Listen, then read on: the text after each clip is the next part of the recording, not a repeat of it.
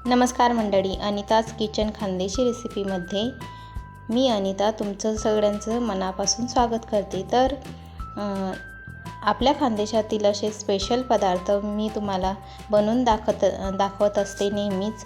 तर आपल्या चॅनलला तुम्ही अगोदर सबस्क्राईब करून घ्या, म्हणजे तुम्हाला अशा नवनवीन रेसिप्या बघायला मिळतील। तर मी आज इथे बनवणार आहे चिवईच्या भाजीचे फुनके। तर त्यासाठी मी इथे तुरीची डाळ वापरणार आहे। 2 वाट्या तुरीची डाळ मी इथे घेतलेली आहे।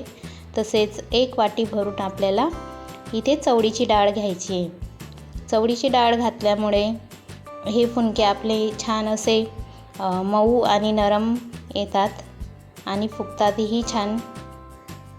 तर बघा इथे मी रात्रभर भिजत घालणार आहे। हे 5 ते 6 तास सुद्धा आपण हे भिजवू शकता।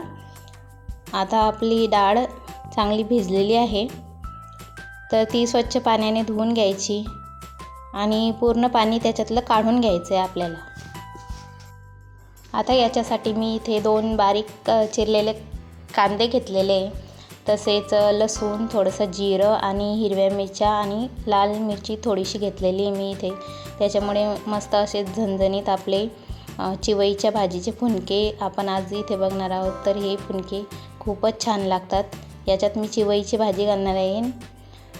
तुम्ही साधेसुद्धा फुनके बनवू शकता, पण आज मी तुम्हाला चिवईची भाजी घालून कसे बनवायचे ते फुनके मी दाखवणार आहे। या अगोदरसुद्धा मी एक फुनक्यांची रेसिपी टाकलेली आहे, ते साधेच फुनके मी बनवलेले होते। तर हा एक खानदेशातील पारंपरिक पदार्थ आहे। खूप खानदेशामध्ये बनवला जातो आणि खूप आवडीने सुद्धा खाल्ला जातो। तर आता आपण मिक्सरच्या भांड्यात लसूण, जिरं आणि मिरच्या घालून ते एकदा बारीक करून घ्यायचं आहे आणि त्याच्यातच आता ही धुतलेली डाळ आपण बारीक वाटून घ्यायची आहे। डाळ जास्त पण बारीक नाही वाटायची आणि जास्त जाड पण नाही ठेवायची। हे बघा, अशा प्रकारे तुम्ही वाटू शकता। जास्त पाणी घालायचं नाही आहे डाळ वाटताना, फक्त मी इथे थोडंसं 2-3 चमचे पाणी घातलेलं आहे आणि डाळ वाटून घ्यायची आपल्याला, म्हणजे आपले फुनके छान जमतात। जास्त जर का पाणी तुम्ही घालाल याच्यात तर चांगल्या प्रकारे जमणार नाहीत। त्यासाठी नेहमी फुनके बनवताना ही काळजी घ्यायची की पाणी हे आपण जपूनच वापरायचं, म्हणजे कमीच पाणी वापरायचं त्याच्यात।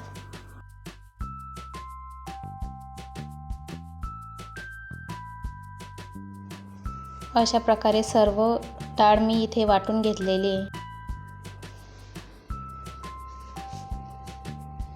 आता त्याच्यात आपण बारीक चिरलेला कांदा घालायचा आहे, सोबतच चिवईची भाजी आपण चिरलेली होती ती घालायची आहे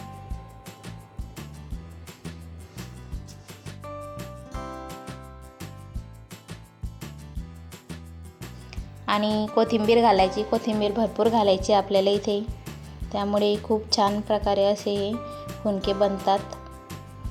आता हळद आणि मीठ घालायचं आपल्या चवीनुसार। आता हे मिश्रण चांगल्या प्रकारे असं एकजीव करून घ्यायचं आहे।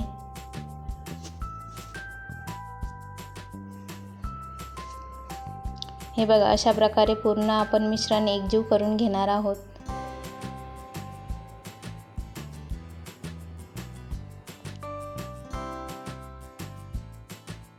पाणी इथे अगोदर आपण गरम करून घ्यायचं आहे पातेल्यामध्ये आणि चाळणीला तेल लावून त्याच्यामध्ये छोटे छोटे फुनके बनवून घ्यायचे। अशा प्रकारे चाळणीला तेल लावून मी तुम्हाला बनवून दाखवते कसे बनवायचे। तर हे असे छोटे छोटे फुनके तुम्ही बनवू शकता। इडलीच्या भांड्यात पण बनवले तरी चालतात हे, पण आज मी तुम्हाला या चाळणीतच बनवून दाखवणार आहे। इडलीच्या भांड्यामध्ये सुद्धा असे प्रकारे फुनके बनवून तुम्ही वाफवून घेऊ शकता।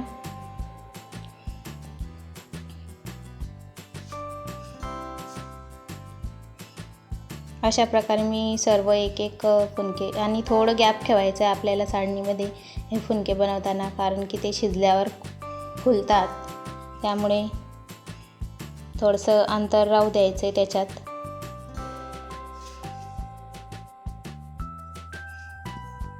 आता आपलं पाणी गरम झालेलं आहे, त्याच्यावरती ही चाळणी ठेवून द्यायची आणि 15 ते 20 मिनटं चांगलं शिजून घ्यायचं आहे आपल्याला.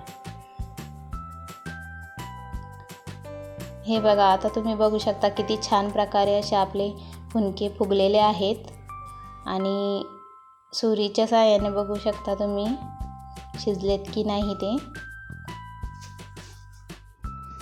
अशा प्रकारे आपले फुनके शिजलेले आहेत. आता ते काढून घ्यायचे थंड झाल्यावर.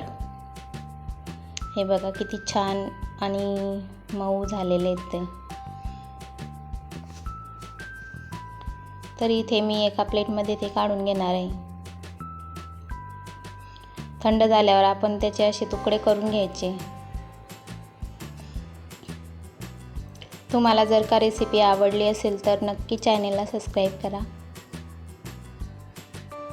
लाईक, शेअर, कमेंटसुद्धा तुम्ही करू शकता. हे बघा किती छान प्रकारे असे आपले फुनके तयार झाले आहे. आता मी इथे वरून मस्तपैकी असं तेल किंवा तूप तुम्ही घालू शकता तुमच्या आवडीप्रमाणे.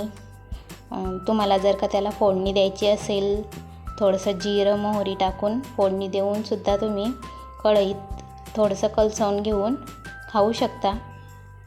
कोणी कोणी तर चपाती भाकरीसोबतसुद्धा खातात आणि असे सुद्धा खायला छान लागतात.